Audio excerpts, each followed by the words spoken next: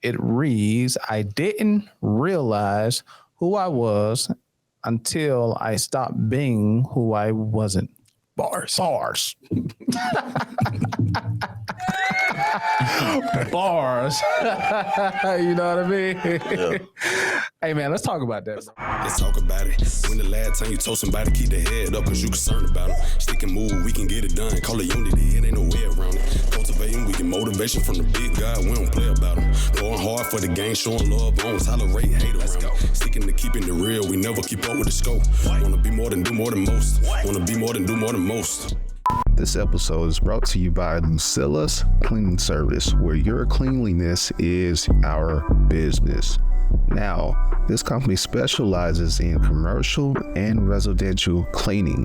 So if you want a free quote, be sure to reach out to their website at www.lucillascleaningservice.com.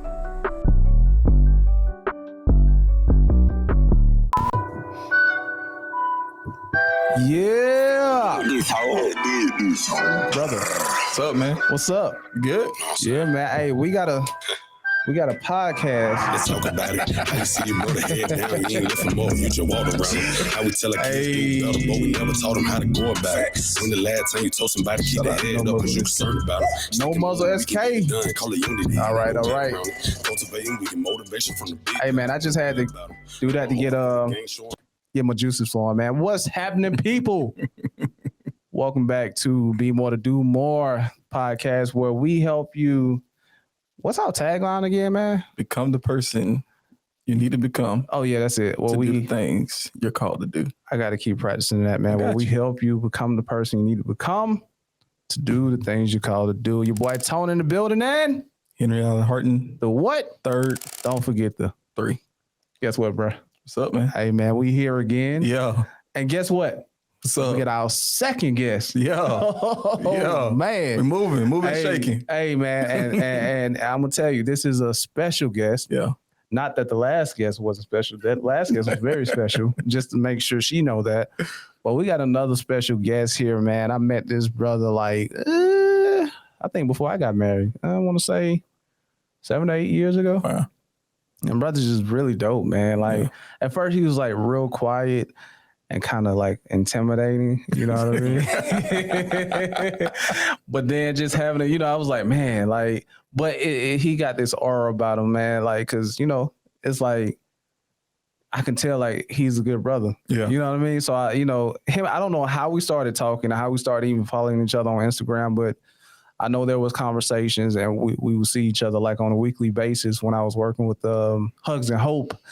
Shout out to Hugs and Hope Food Pantry. And we met, man, and he's just been on my feed since then. And he's just been blessing us with these quotes, and he got these dope quotes. He got crazy wordplay. And I'm like, man, I gotta get this brother on the podcast. Yeah. You know what I mean? But without further ado, man, I just want to introduce Mr. Michael Warner. Hey, how y'all doing? What's up, brother? What's up, man? Good? What's going on with you, man? Man, I woke up this morning on the wake up list, and hey, man, I can't complain. That's crazy, man. Because you say this every day, bro. When we talk, I ain't gonna say every day because when we talk, you say I don't have a complaint because I woke up in the morning and. It's so much going on in the world that I just rather focus that energy on, the positive things. I always say control the controllable. Right. So, waking up grateful, wake up, look to the left. I see my wife. I'm winning. Right. You got that pretty face, man. I'm winning. Hey, look, I definitely get that, bro. I definitely get that, man. But yeah, man, I really admire your post and your wordplay.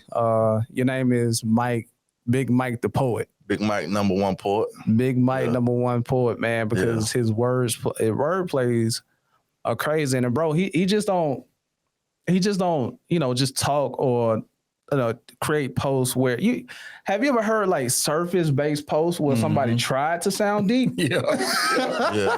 That ain't there, huh? No, man. You can tell when somebody tried to sound deep. Yeah. And you can tell when somebody posts something and it hit the pit of your soul, and it's like, You know, I had a chance to look at a little bit of it, right? And right. it almost seemed like he posts from experience. Yeah, you know? yeah, that's what it is. That's what it is. That's exactly what it is, man. The posts are like, it just hit, man. And I think I reached out to him. I said, like, nah, you got to come on a podcast. We gotta peel. Like, this is different. This is a different type of person, you know. And this ain't somebody you just like for real, just, you know, high and by. You know, you just got to really just build with this brother. And this kind of what we've been doing, man, since. How long ago I reached out? What was that, about a month ago? Maybe a couple months. A couple months ago? Yeah, a couple months ago. Yeah. Man, having a kid, bro, times ago. Yeah. And I was like, nah, we got to build together, bro. Like, I'm asking him, like, bro, what you got on? What are you doing? Like, how can I help? You know what I mean? Because he's just that type of brother, man. But yeah, man. So what's going on in your world, man? I know we got a post here that we want to talk about, or you got something to say before we get into it? No, let's jump into it, man. Yeah. I like. We got Big Mike the Poet here, man. We got Big Mike. Let's go. You know what? I guess add on to what you said about there's a lot of people that post poetic stuff or thought-provoking stuff, but if you're the only one to understand it, what are you doing it for? That's true. That's true. The things that I post for other people to read. Right. And I always say, you know, let it marinate on your soul. Right. And so I want you to think about what I said and digest it and then apply it to yourself. And a lot of times the stuff I write it's therapy for me. Right. You know, you know, they say an author, he learns it twice. Right. You know, so, you know, I just want to, you know, leave a little paint where it ain't, you know, that's and just, you know, leave words that can encourage and help people. You know what I'm saying? And it's not about me. You know, I want you to see yourself and build upon yourself, you know, for yourself, not for me. Right. Yeah. So I got a question though. Yeah. First of all, you used to rap? Nah. Okay. No. Okay. So that was the first question. So you got no 16 for us, man? Because the wordplay, you just assume, but he, you know, brother say a poet because you know everybody rap, right? So, but just his wordplay. But second question is like, where did that come from? Like, what got you into like writing these things? You've been doing it for a long time, but what got you into it though? Man, when I was in middle school, I missed the bus. And I was walking. I had to walk down the street to the parking lot. I was going to Bunch Middle School. Right. And as I'm walking, I see a book on the ground. You know, somebody left it, like a kind of thick book, and I picked it up. It was a book by Langston Hughes, and it had all his collection. Right. So I was like, man, that's kind of dope. Right. And I started learning about the Harlem Renaissance and Langston Hughes and. Right. That's culture, man. You know, so that kind of sparked it. And so, you know, I used to like little girls and I write off sweet porn. Right. Spitting game early. You know, a lot of it went over their head. You know, it was too deep for them. Yeah. I'm gonna touch back on that later. Okay, go ahead. But you know, that was my introduction to it. And you know, I think for whatever reason, I'm an old soul, you know, even as a little kid, I always, you know, listened to my grandfather and my dad and the older people. I did more listening than talking. Right. And so that they gave me a lot of, you know, wisdom and jewels. Right. And so I you know, listened to them. So a lot of stuff, you know, I didn't have to touch the stove because I listened. They told me it was hot, so I didn't touch it. Right. Yeah. You know. So that's kind of part of my upbringing. Well, that's what's up, man. So Langston, like, it's such a different story. Like you barely hear people say, "Yo," because I remember reading Langston Hughes. I think in the 9th or 10th grade. You know, like the Harlem Renaissance and that whole culture era. Yeah. But you rarely hear like somebody of our complexion, you know, be like, yo, I just picked up this Langston Hughes book. Or at least maybe I haven't been exposed to it. So I mean, that particular time, the Harlem Renaissance was really remarkable from an artist standpoint. Right. The musicians, the poets, the painters, the the fashion, right, the singers, like they all hung together, and they say some of the best music ever played was never recorded because they used to have little jam sessions and stuff, and and you know that's how it was. So, so I wish. If I could go back in the time and saying I love to, you know, see what's going on with those guys. So Okay. So we got a post, man. I want to get into this. Let's jump into it. Let's jump into this post, man. Let me pull up the post, man. Let me do it. I can see you the guest. You the guest. Let me read it. Let me read the post, man, because you the guest. I don't want you to be like, you're like, I'm trying to host here. You know, let you be the guest. So the post reads, I didn't realize who I was until I stopped being who I wasn't. Bars. Bars.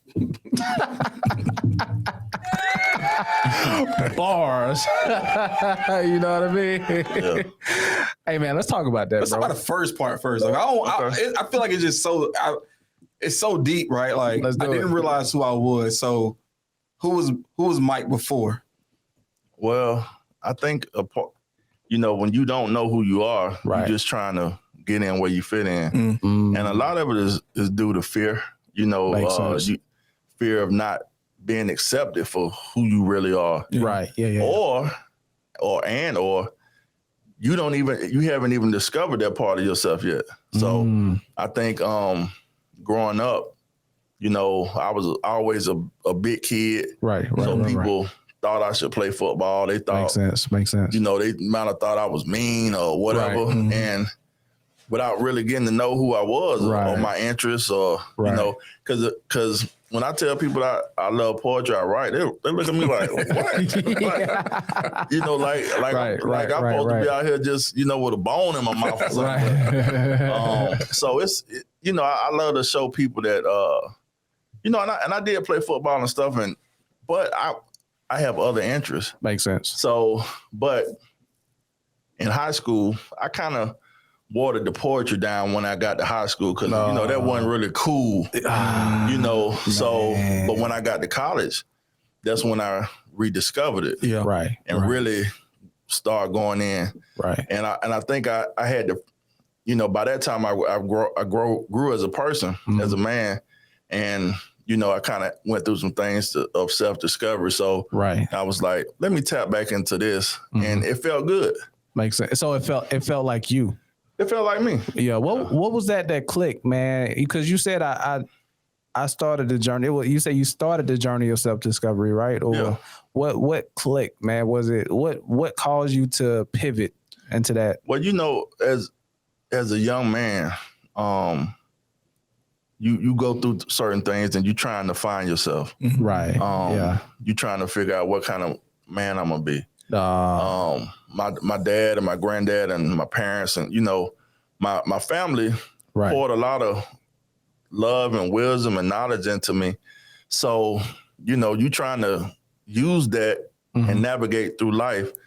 And sometimes you fall short, you know, you make dumb decisions because you're a young kid, you know, you trying to find your way. So, but I think it come a point where, you know, like when we was talking, you know, like in the biblical days or in the knights and dragon days, like the king had to go off in the wilderness and fight monsters and dragons. Right. And then he had to go through some things. Right. And when he come back, he different. Right. He battle tested. And so now you can come back and you can find your wife. You can have your family.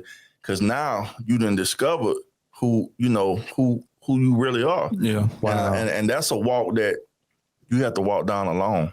You know, mama can't do it, daddy can't do it, only you and God. That's true. You know, that's true. And so I just use those situations, you know, those quiet times. And my grandmama used to always say, be still. And then the stillness is where you find your answer. Oh, yeah. You know, so, you know, being still and, you know, just going through stuff and knowing that I'm going through it. Right. I'm not parked in it. Oh, yeah. Because for a lot of times, a lot of situations, I parked in pain and I sat with it.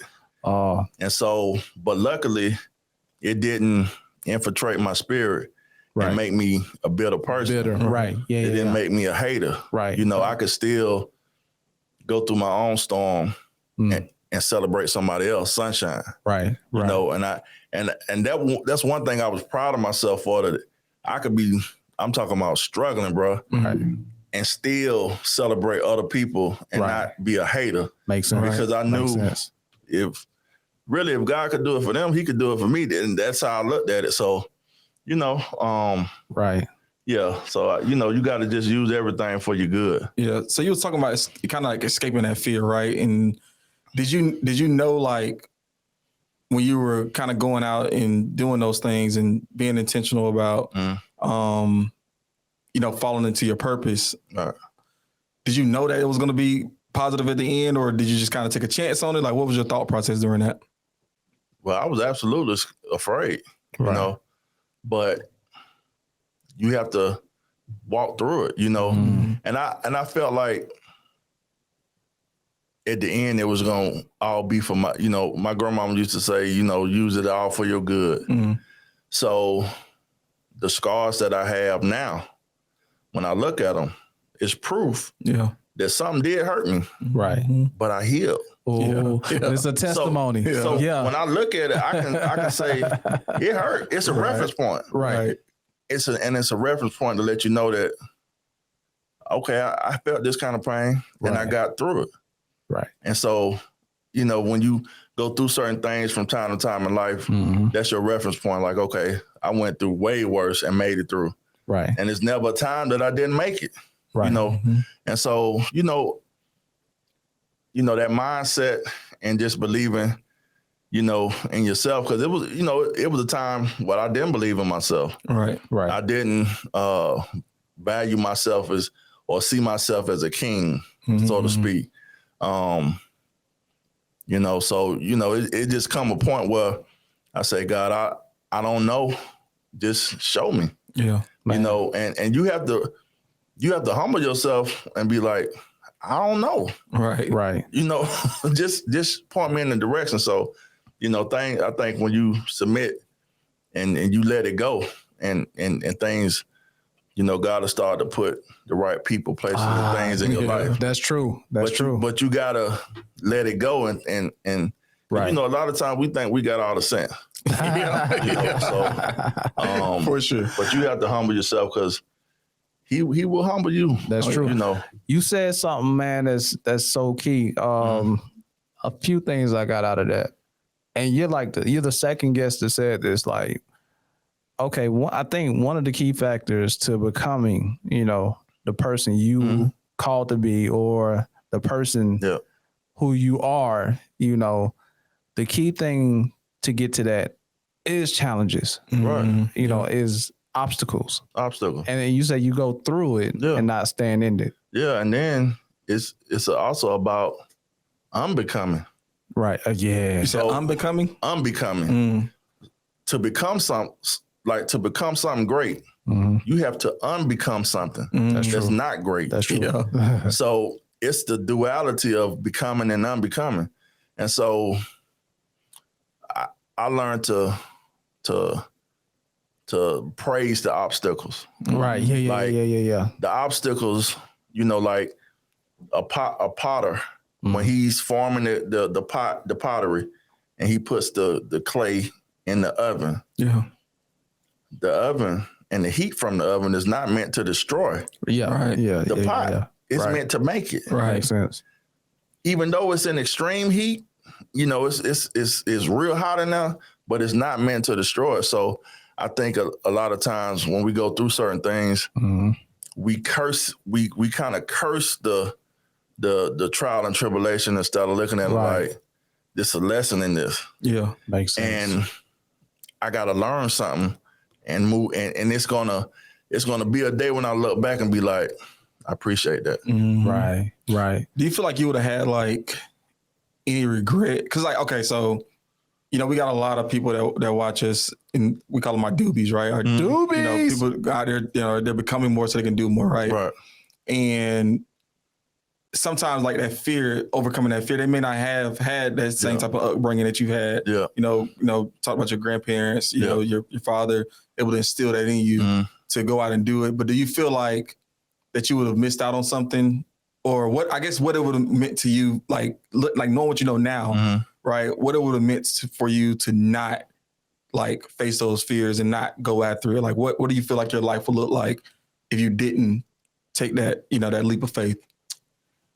Man, there's no telling where I would be. You know, Dick Gregory, that's one of my heroes. Dick Gregory said, you know, God, he said, you know, God and fear can't occupy the same space. So, I mean, that quote is like stitched in my soul. Yeah. You know, so whenever, and a lot of times, the things we fear, right, it's not for us to carry anyway. Nah, you know, yeah. So that's a part of being able to be like, you know what, God, you got this, right. You know, and being able to realize that, and our shoulders are only so strong. That's true. You know, and so you know, we sometimes we try to do too much, right, and do it by ourselves, and not you know, scoot over and let God take the wheel, as they say. So, that's true. But yeah, man, like, you know, facing your fears, facing the unknown, you know, even when I met my wife, I didn't know, I was nervous. I had a little fear, you know, right. But, you know, in life, you got to take a chance. You can either you got die in the familiar or take a chance at the unknown. So a coward would never, his lips will never taste love because he's not willing to take that step to say, man, I'm gonna go after this. Dang, that's a bar. You know, coward's lips will never taste love because he's not willing to go after it. Nah. Bars. Nah. We're going to get that drop. We're going to get that drop. Bars. Yeah, man.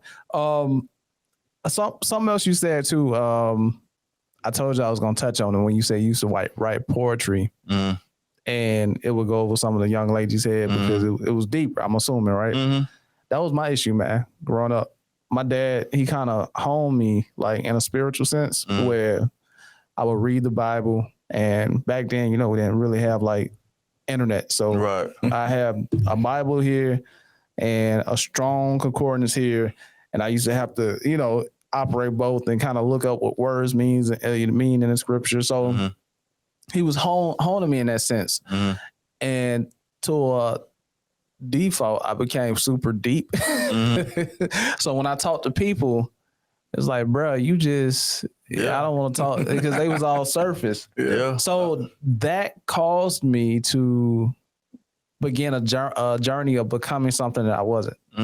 So I like, maybe, you know, if I was to do this, I mean, you know what I mean? Yeah. You know, so like. You end up dimming your own light. I dim my own light, bro. And I didn't realize now everybody's super spiritual and deep. You know what I mean? Like, so yeah, that hit. I said I was gonna touch on that, but I wanted to bring that up, man. Yeah, that's one thing I told my wife. I said a lot of guys, you know, that you probably dealt with, they just was on the waves, right? But I said I'm willing to walk on your ocean floor. Ooh, bars. And I told her to take spin that game to dive deep. That deep, it take effort. Right. And I'm diving into the unknown. Right. Yeah. But I'm willing to do that. So she was like, bars. Hey, but I'm gonna confess right now. I'm gonna take this part out because I'm gonna use it. Yeah. I'm gonna use that tonight. I'm gonna just use it tonight before the pod come out. That's what's up. That's what's up, man. So becoming, because that's what we're all about, just becoming who you were called to be from jump. Yeah. So we talked about who you wasn't. Mm-hmm. So what is the process of discovering who you are? Like for you, like, so if you were 25, well, what would you how would you communicate that to your 25-year-old self? I would tell my 25-year-old self to, just control the controllable, stay focused on yourself. Right. A lot of times I put other people before myself. And,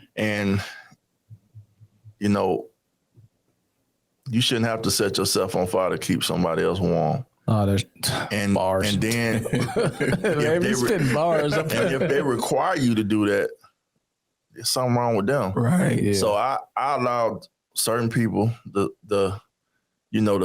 set myself on fire, and they literally warmed their hands on me. And not, we could have went out, cut a tree down, and we could have got warm together, but they wanted me to kind of, sacrifice myself.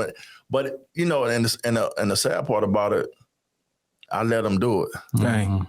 Because I was pouring from a cup that was empty. Right. And so I learned a valuable lesson that, you can say no. Makes sense. And they'll be okay. That's true. And so I would always absorb other people's issues and problems and make them my own when it didn't have nothing to do with me, and I shouldn't have took on that responsibility of that of that energy. Right. So it caused me to be all over the place until I had to, pray about it and then get the discipline and the self-awareness to say, hey, self-awareness. I'm sensitive to energy. Right. People vibration. And so I got to be real careful of who I let, so I learned to protect my peace. Yeah. Makes sense. Peace over everything. Right. If you disrupt my peace, I'll give you the deuces. And it don't matter, it don't matter who you are, and I think when you get to that level, then where your peace is important, man, it's nothing like it. Man, I think we talk about that a lot on the phone. Yeah. Just protecting your and honestly, man, that's something that I often struggle with myself to this day. Yeah. Like knowing when not necessarily cut people. I think we talked about that in JTNS too. Like cut people off. Oh yeah. You know what I mean? But I'm finding it quite natural to do now. Yeah. Like you say, the more I become who I am or learn who I am, it's easier for me. And I don't want to say cut people off, but no is a complete sentence. Yeah. When to say no. Right. So you're not okay. You can't pour from a cup that's empty. That's true. Yeah. Now I give you my overflow, but I can't be empty. Right. But that's true. If it's overflowing, you got that. Right. So is that the balance? Is it when you're empty? And because you can look at it two ways, right? You can look at it protecting your peace, right? But a lot of like us leaders and entrepreneurs or whatever, right? We want to push it to the limit, right? And sometimes I don't know. I just love when you said protecting your peace. Like it just I don't know. Like you got to like at all costs protect your peace, right? But because I ask people this, I say, "Where's your car keys and your wallet and your purse?" Oh, it's right here. They have it on their person. Right. Close by. Right. I said, where your ATM card? It's right here. Right. I said, do you leave it on the counter or you just reckless with it? No. Right. Well, why you leave your peace? Right. You leave your peace for anybody to walk over it and destroy it. Yeah. And you got two kind of people in the world. You got people that's fountains and people that's drains. A fountain, first a drain takes, it empties, it depletes, it destroys, it promotes death, dries up, withers away. And a fountain, growth, refreshing, restoring, restoration, life. Right. So if you're a fountain of a person, and you associate yourself with drains, gonna be depleted. You're gonna be empty. So is it okay? All right. So is it okay if okay, because like I believe that also sometimes you gotta sacrifice, right? You gotta sacrifice sometimes, right? Right. And sometimes that sacrifice comes with losing a little piece because it's for the longer game, right? So is it okay to do that if you're surrounded by fountains? Of course. Because, like I often talk to my wife about, if we want to do, we got a lofty goal we want to do, and it may call for me or her to work a little more. Right, right. But we both have an understanding that this is for the greater good. So this is a sacrifice that we both agree upon. Right. And it's for the greater good of us. Right. So that way it's no issue. So me being tired, because I did it before our wedding, because I was working all kind of jobs. Right. To help pay for our wedding. And, but it was a sacrifice and I didn't know what day it was. That's how tired I was. But I was willing to do that because I loved her. But she knew, the woman in her knew, she'll call me, she'll text me, and she'll say, baby, thank you for what you're doing for us. I like that. She said thank you. I like that. That put a battery in my back. Is that your love language, words of affirmation? Yeah. Yeah. I like mine too. Yeah. I ain't know it till now. Man, when you I like bro, that. that put a battery in my back, and it made me, Because you see it. It refreshed me instantly. Like I was like, man, that's what's up. So you say something key every time we talk, and I'm finna bring it up. Before you bring it up, I gotta beat you to it. So to your point, he say something. He say this. He say, "I don't do it for love. I do it from love." Yeah. So I took that. I'm gonna tell you how I applied it. Even in my entrepreneur endeavors, I love what I do. You feel me? Yeah. And I think you and I talked about this. I said like, we was on vacation, and I mean, not to brag, but I was waking up early because I had stuff to do, but I love what I do. Yeah. So though I was a little tired, and it caused me to like stress a little bit, like when stuff don't go right, but I love it. And when you pull from that source, you're pulling from the overflow. You know what I mean? So like, even in a relationship, right? Like, you say, even with your wife, I do it from love and not for love.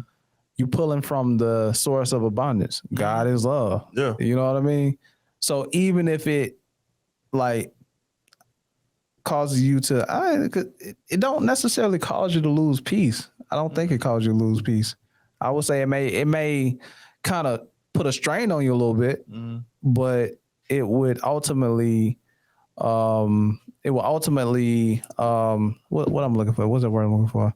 It will ultimately replenish you, maybe? Yeah. Replenish. Yeah. It will ultimately replenish you because you're doing it from that source. Yeah. And like, when you do it from love, and I know for me, my wife, she restores me every day. Right. Like I can plug into her and the next day I'm full again, just like the cell phone. Right. Sometimes we care more about how many bars our cell phone got. How much, hey, you got to charge, but you panicking, but you about to pass out. Right. And right. So I think having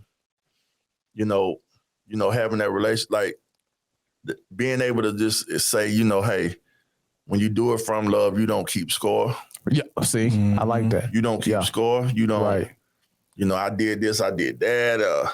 And you may forget about something you did because you're not doing it for the recognition. Right. You know what I'm saying? You're doing it. Yeah. You're really doing it from the love. And I think when you do stuff from love, people really feel it. Right. It's like it's really authentic. Right. Even dealing with people on any level of relationship, you do it from love. Right. People will receive what you saying. That's facts. So I guess that's how you be in a relationship, right? It's just do it from love, not for love. Because for example, I don't know if you ever thought about it like this. Say if I'm your friend and I give you a present for your birthday, and I mean a dope present. If I did it for love,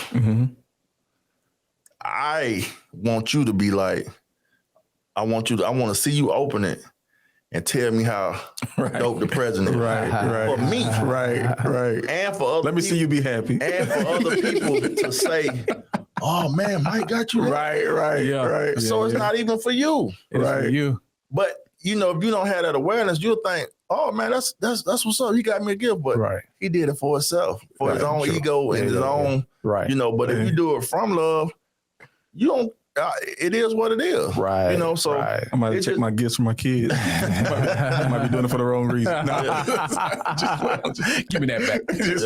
I need to go find myself. But I want to revisit this your wife, right? How did she respond? Like, I know she was in shock, but like, what audibly, right? Like, what words did she say, like, for you to know that, man, like, this is the one? When you told her, what you told her when y'all were first getting together. Well, when I first saw her get out the car. All right, how do y'all meet? Walk us through that. Oh, yeah. So we actually met on Instagram. Okay. Our social media loves, boy. Yeah, I know. I met Chris Ann on Twitter. we met. One of my quotes won a contest on the radio, and she was one of the people listening. And the radio host said, my Instagram name, and she said, "Hey, follow Big Mike, #1 poet on Instagram." So she was one of the ones that followed me. You say he just humble brag that. He just kept it going. I couldn't let it ride. I just let my post. Let me just do it so humbly. That's dope, though. That's dope, man. But I think I didn't meet her till like a year and a half later, and we ended up meeting on like some creative stuff, like, cause she's a singer. She sings, Okay. and so. But we met. You ghostwriting over there. But I mean, we just met to talk, nothing like I'm trying to holler at her. But bro, when she got out the car, it was like, I knew she was going to be my wife as sure as I know my name, Michael. Oh, there you go. And it was, how they say when God tell you to do something, you have to act on it. So it was no fear. It was number love. Yeah. And so I said, I know she the one. And especially when I woke up that next morning, I said, she gonna be my wife. And so, as we got to talking and things like that, I told her, I don't want you to give me anything. Don't give me nothing. I'm gonna earn it. Wow. Because, I don't want low hanging fruit. Right. Yeah. Right. And I always tell my female friends to put yourself on the pedestal. Not in a arrogant or egotistical way, but put yourself on a pedestal. So when a guy want to talk to you and be with you, he got to climb up there to get you. Yeah, and that take effort. And men love a chase now. Yeah, we do. It take effort, consistency, and pattern.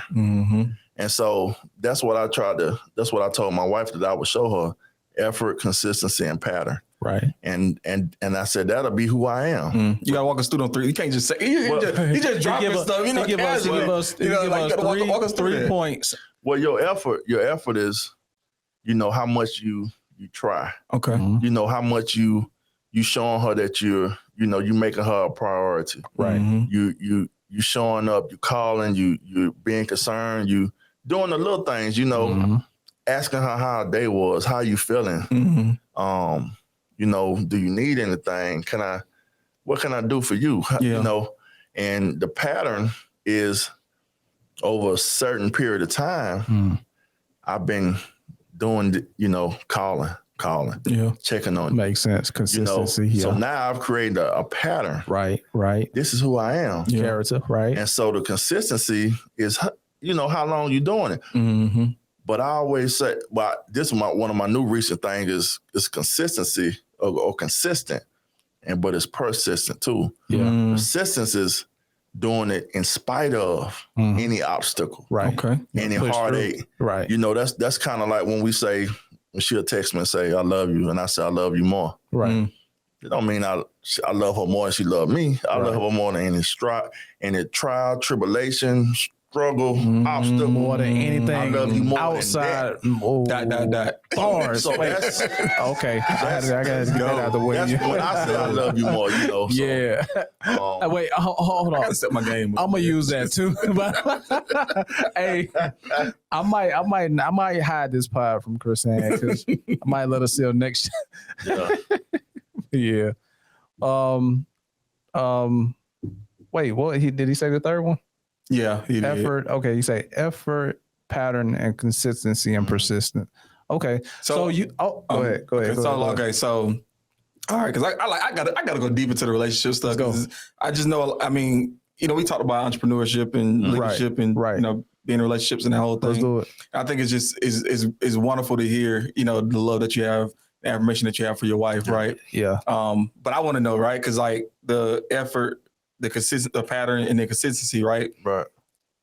Was there a point where it wasn't like, dang, like, you know, maybe your effort wasn't appreciated as much, and you had to kind of be more like the pattern and consistent kind of won her over? Nah, bro, or was it always?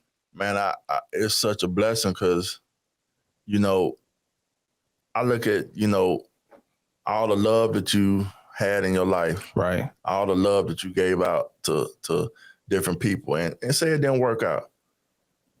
And you say, man, that wasted those many years, or I wasted that love, or I don't agree with that. I think love is an energy. Mm-hmm. It can't be destroyed on the transfer. So I believe that love was going in an account. Oh, wow. And it was deposits. And it was deposits. It was accruing interest. Yeah. So when I met my wife, that was her. Payback. Dang. Bars. Wait. Let's do it. So that's what I turned into financials. Well, let's go. He turned love into financial literacy. But seriously, bro, we doing something different at Be More to Do More, man. Come on with it. That you know, that's how I looked at it. So and it was definitely a spiritual thing. So I knew she was the one because you know how you might be with somebody and you say, man, I wish they would change. I wish they would do this, or even you wish you would change for whatever they needed. Yeah. But I feel like God made her. Well, she didn't have to change. She already came like that. Yeah. It was already in her. It wasn't on. It was in her. So she came in from day one with the love and the sweetness and the tenderness and the you know, appreciative and very vocal about it. You know, so she I mean, it was like I still, you know, pinch myself every day almost like, man, this my wife. This lady, bro, she's so unbelievable. Man, she's so sweet, bro. And it's like, you know, I had to say, you know what, I deserve this. Right. You know, because a lot of times people, you got to be what you require. Hey, you know, that's it, man. You drop bars. So he said the pause for aesthetics. Yeah, you gotta. I love it. You gotta let it sit. Yeah, you just have to let. What you said earlier? What he called it? Mesmerizing. No, let it marinate on your soul. Marinate on your soul. Oh yeah, so food for soul. That's his thing, man. If you didn't know, can I tell him you're a caterer? Man's a caterer. So it's weird. It ain't weird, but it's like it's just almost perfect because he started out as an influencer, right? Yeah. Like he give you food for your soul, but then he's a caterer too. So he cooks. So he got it's crazy. You see the comparison there? Yeah, you cook and then but it's all love. It's all love. Yeah. Right? You know, it come through the food. You know. Because especially soul food is the only food in the world that is associated with a feeling. Right. Man. You know, you got Chinese food, Italian food, Caribbean food, but soul food, that's a feeling. Because to prepare a lot of that stuff, right, you gotta love them people because you chopping up all them cabbages and onions. That take. I mean, it's the preparation. Makes sense. You know, to take it. So I think it's crazy because we live in a microwave society. Where people want instant gratification, right quick. You know, you get this right quick. You can pull up to a drive-through and get some, macaroni and cheese from Kentucky Fried Chicken and all that. But a QT, bro, you go to the gas station and get that. but look at the quality. Right. They didn't make no rule. They didn't whip that stuff up like grandmama and them used to do. Right. It's different levels. You know what I'm saying? So right. With the food we cook, because me and my wife we cook together. Right. It come through the food. Makes sense. So you be cooking, huh? Cooking. So you got the food for the soul and the food for your tummy. I gotta ask, what's your best dish? That's what I want to know. Man, I can really do it all, bro. Like, I can cook Italian. We cooked Chinese food 2 weeks ago. Oh, what? We made egg rolls and crab rangoon. We made duck sauce from scratch. Wow. And the what's the salmon? What was it? The salmon? Salmon Wellington. Yeah. Salmon Wellington. Look good, bro. What's that?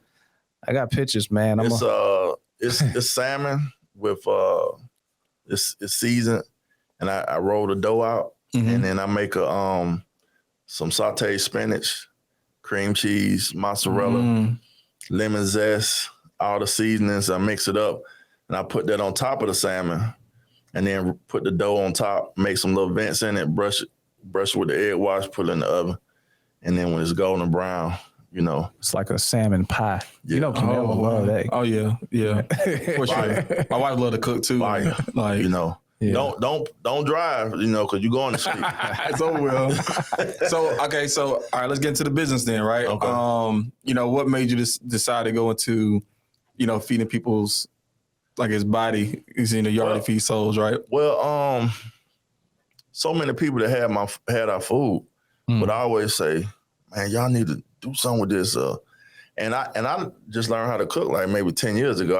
I would set water on fire. I couldn't cook nothing, bro, like nothing.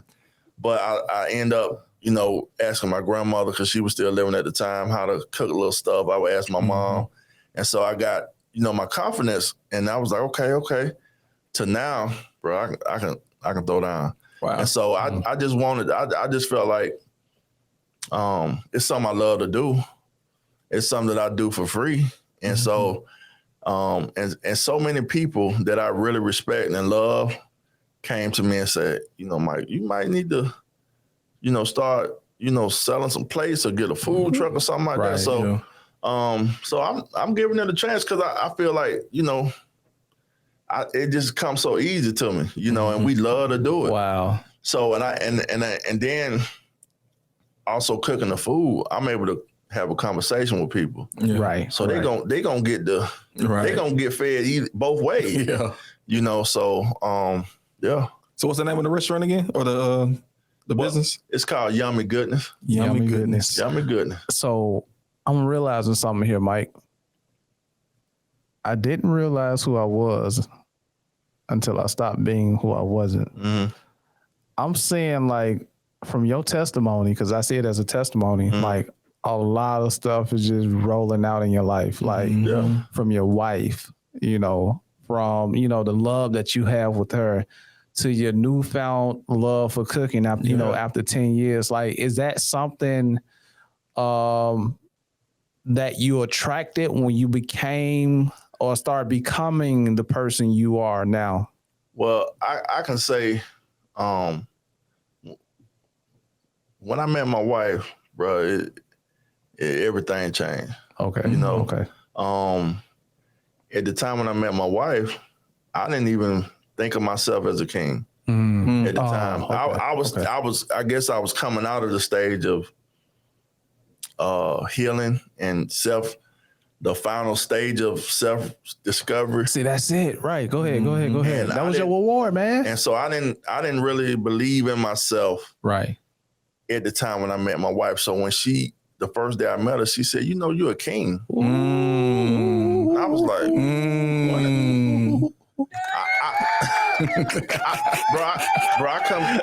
I didn't know what to do with that. And so as we grew, as we kept talking and getting deeper in our relationship, I still didn't believe it. Right. But then one day I looked at how she looked at me. Mm-hmm. Like I saw my reflection in her eyes of me. Wow. And I was like, yeah. Like, you know how you look in the mirror and you see yourself? Right. I saw myself in her eyes. Dang. Oh, man. I saw myself. Man. And I was like, man. Oh yeah, I'm a king. Man. Yeah. You know, and she, bruh, some people won't, they try, bruh, when I met my wife, but that changed everything. Yeah. Man, I wanna do this. I know usually we do lyrical today first. Mm-hmm. I want to do the scripture today. Go ahead, man. Because we right here, man. My brother said, when I looked at myself in her eyes, he said, I saw my reflection, who I was through her eyes. And the scripture of the day is it's coming from Jeremiah chapter 1. I'm going to start at verse 4. And the word says, Then the word of the Lord came to me saying, Before I formed you in the womb, I knew you. Mm-hmm. Before you were born, I sanctified you. I ordained you a prophet to the nation. Then said I, Lord God, behold, I cannot speak, for I am a youth. So it goes into this whole spiel. God was really talking to Jeremiah about who he is. God created us, man, from even before the foundation of this world, right? Mm. And he have an image and idea of who we are because he created us. I believe that our goal of becoming is to constantly see our reflection of who we are through him. Mm-hmm. You know what I mean? Because you said something key. You said that you looked in your wife's eyes and you see or you saw who you were or who you are through her eyes. Mm-hmm. That's how I became or started my journey of becoming, because I began to get to know the Lord in relationship. Right. Mm-hmm. And I began to see who I am through his vision and his eyesight. Yeah. You know, and all these things just started coming to me, man, and being added to me, man. So and in my journey, I think I always knew who God was, but I think, going through stuff, you get to really knowing. Right, yeah. On a more intimate level. Right. So when I found God, I found who I really was. Right. Right. Then I found my wife. Right. See. In that order. Ooh. And so when we got married, when we said our vows, and I still tell her all the time, I said, how can I look at you and not believe in God? Right. I can't even. Hey man. Come on, man. Come on, boy, this big game, bro. He's dropping him. Hey man. I'm not letting my wife. And it's cool. And look, it's cool to spit game to your wife. Yeah, I'm gonna tell you. Because I'm from the 229, right? 229, Lowndes County. What's up? Phil Miles said, "I speak the truth to you." That's what we call macking. That boy macking over here. Macking. Oh my gosh, man. Macking and cheese, right? But it just, as husbands, we always got to make sure we edify our wife. I got to do better with that. You know what I'm saying? Yeah, I got to do better. After the night, man, I really became a better man. Look, no other man should be the first one to tell your wife she's beautiful. That's true. That's true. That's true.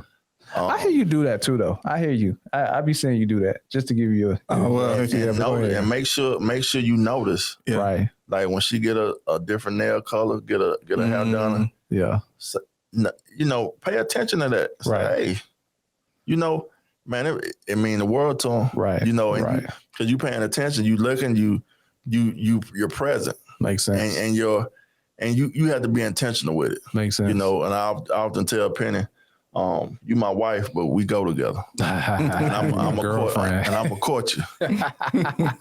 You my girlfriend. We stay booed up.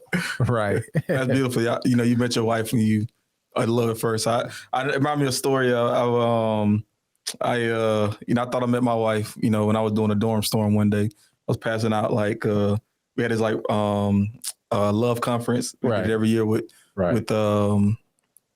Christ Fellowship Society in Fort Valley. The Fort Valley State University. What college you went to, by the way, man? Morris Brown. You went to Morris Brown? Okay, perfect. HBCU, love it. But anyway, I thought I, was doing a dorm storm, and I was like, oh man, she's beautiful. Right. That's my wife. Same like you, man. That's my wife. I hit up on Facebook, never got a response. Dang. I love that. I love it worked out. You know what I'm saying? For y'all like that. It's just, it's beautiful. That's beautiful, man. Right. Yeah. That's funny. It's just fun. Well, that's what's up, man. Well, lyric of the day. Lyric of the day, man. I think it's just kind of hearing this story, right? It reminds me of Jay-Z lyric. And I guess it's a little bit different perspective than I originally, heard it. But it's I'm sorry, mama. I promised it wouldn't change me, but I would have went insane had I remained the same me. I remember. And when he said that, when he said that he didn't look at himself as a king. Right. Before, he started before his journey with God and and he met his wife and she kind of reaffirmed that, right? And I think that, I don't know if I really want to touch on the suicide and all that, but to me, that's a sickness, right? Right. And it's, I would have went insane had I remained the same me, right? If he didn't, believe in himself, then he wouldn't have been able to really become the man who he is today. Right. And have those, saying it's just, so promise wouldn't change, but you had to change to become, to become who you are today. Makes sense. And a lot of people that has been in those dark places, I hadn't been to that level of darkness, but I felt darkness, and it's a real energy. And I thank God for allowing me to go through it, because now that I'm far removed from that, I'm able to speak to somebody that may be going through something, right? And they can feel what I'm saying, because I'm speaking with authenticity, because I've been there. I felt that weight. I felt the pressure, right? And so, being able to show them that, hey, the best thing about being down is up is the only place left to go. So I've been that low where I can't go nowhere but up now. Right. And so, looking back on it, it's like, man, I made it through that. And so, so just, we got the way you live your life, you never know who's watching. Right. The way I treat my wife in public. Yeah. When I hold the door for my wife, when I'm sweet to her. Right. People, little girls see that, little boys see that. You're an example.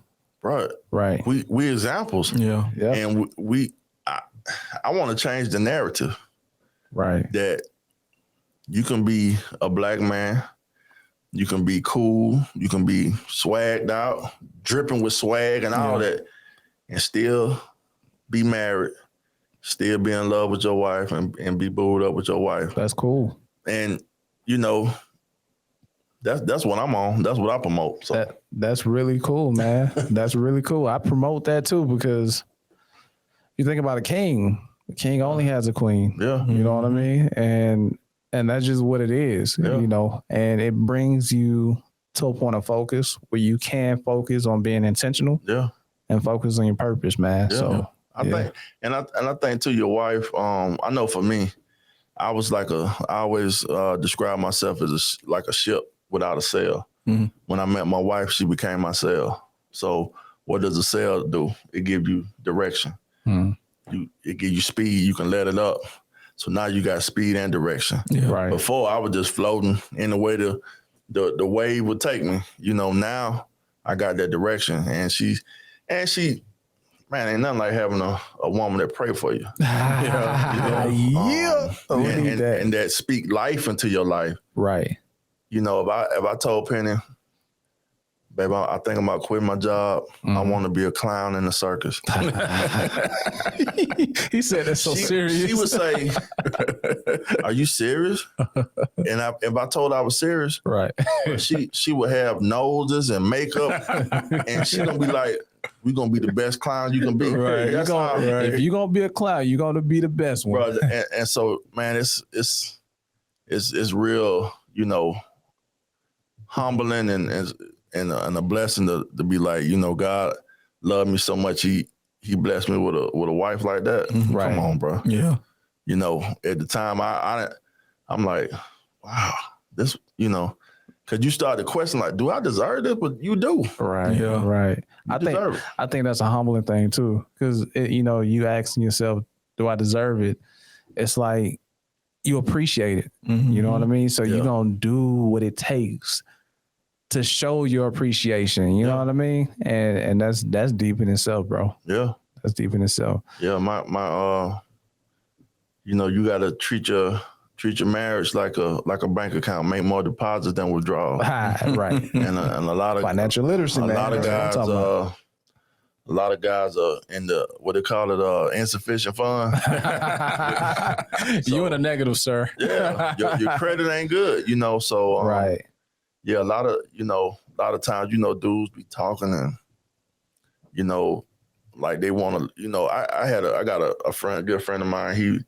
He was saying I think he's going through a midlife crisis where he's kind of skeptical about his marriage. And I said, you know, you think he told me? He said he want to see the grass greener. I said, but it may be artificial. And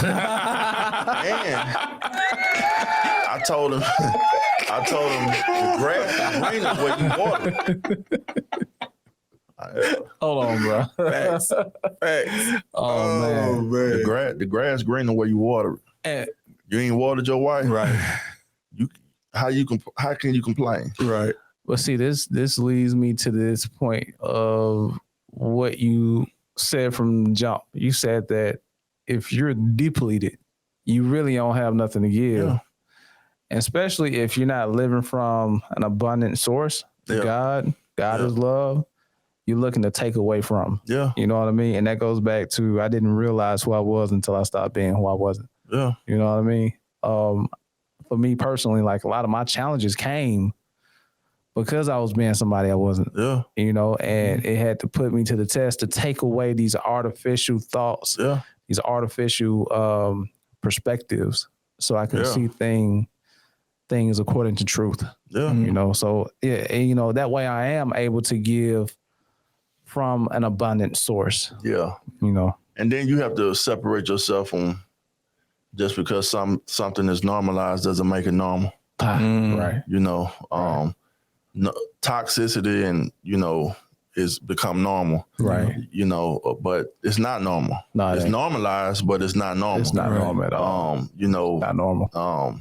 You know, so we just have to change the narrative. Yeah. You know, and be the authors of our own, you know, story. One thing for sure, man. Today, he did that. I think a lot of people are gonna be able to get a lot out of this episode. Right. Man, just again, like the admiration that you have for your wife. Right. Like, that says a lot. Like especially today. Yeah. You know, that says a lot. Yeah. Yeah, man.